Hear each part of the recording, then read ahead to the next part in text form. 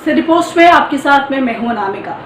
देखिए, कोरोना की जो बात करते हैं तो कोरोना की दूसरी लहर के बाद लोग जिस तरीके से लापरवाह हो गए हैं, उनकी नींद उड़ाने वाली खबर सामने आई है। जी हां, केंद्र सरकार की कमेटी ने कहा कि इसी अक्टूबर में कोरोना की तीसरी लहर कहर बरपा सकती है।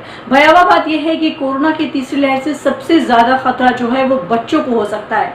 केंद्र सरकार की टीम ने तीसरी लहर को लेकर के देश में की जा रही तैयारी को नाकाफी बताते हुए इलाज के तमाम बंदोबस्त तैयार रखने को कहा है।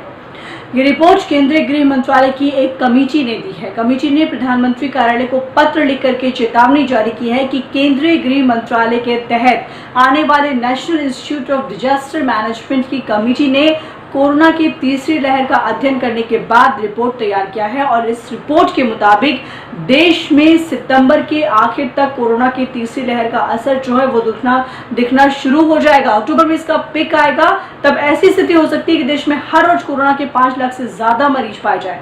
ऐसे में पूरे देश में 2 महीने तक जनजीवन पूरी तरीके से अस्त व्यस्त हो जाएगा। कई जगहों पर लॉकडाउन की भी जरूरत पड़ेगी। सबसे इंपॉर्टेंट बात इस पूरी खबर में है कि गृह मंत्रालय की कमेटी की रिपोर्ट के मुताबिक कोरोना की तीसरी लहर का जो सबसे ज्यादा इफेक्ट प्रभाव है बच्चों पर देखने को मिल सकता है।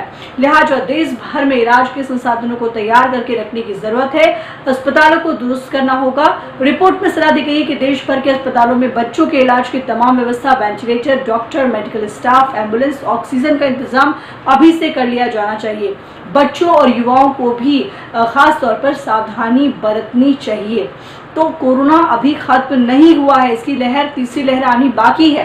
दरअसल कोरोना की तीसरी लहर को लेकर के पहले भी केंद्र सरकार की कमेटी ने आशंकाएं जाहिर की हैं।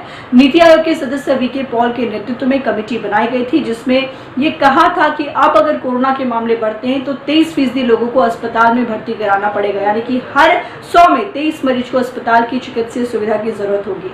कोरोना के संभावित मरीजों के इलाज के लिए देश में कम से कम 2 लाख आईसीयू बेड तैयार करके रखने होंगे।